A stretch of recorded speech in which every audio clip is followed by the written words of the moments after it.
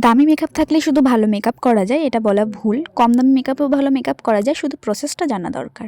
তো hi everyone, আজ আমি first time get ready with me করবো। আমার ভাবতেই কেমন লাগছে, কারণ আমি এর আগে অনেকবার যখন এই ভিডিও করার চেষ্টা করেছি তখনই ভাবতাম না আছে আমার ভালো ব্যাকগ্রাউন্ড, না আছে ভালো মেকআপ। তো ভাবলাম যেটাই আছে সেটাই করা যাক, আর তোমাদেরও দেখিয়ে দেবো যে কম দামি মেকআপেও ভালো মেকআপ করা সম্ভব।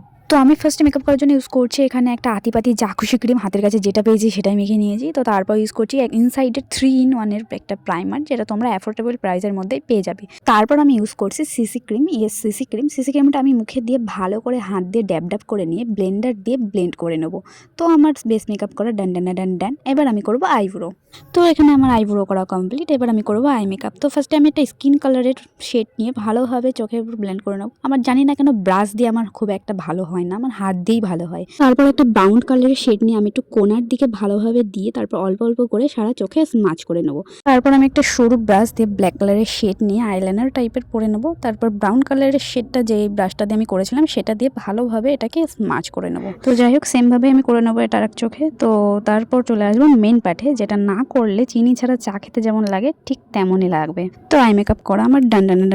অনেকক্ষণ ধরে আমি ক্যামেরার সামনে মেকআপ করেছি আর না।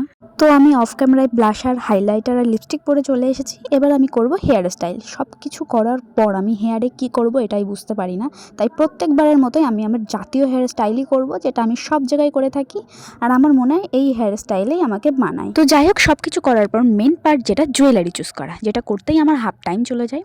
তো অনেক দেখে শুনে আমি এইটা সিলেক্ট করি আর সেটা পরেই আমি আমার লুকটাকে কমপ্লিট করি। তো আমার করা first get ready with me তোমাদের কেমন লাগলো অবশ্যই জানিও।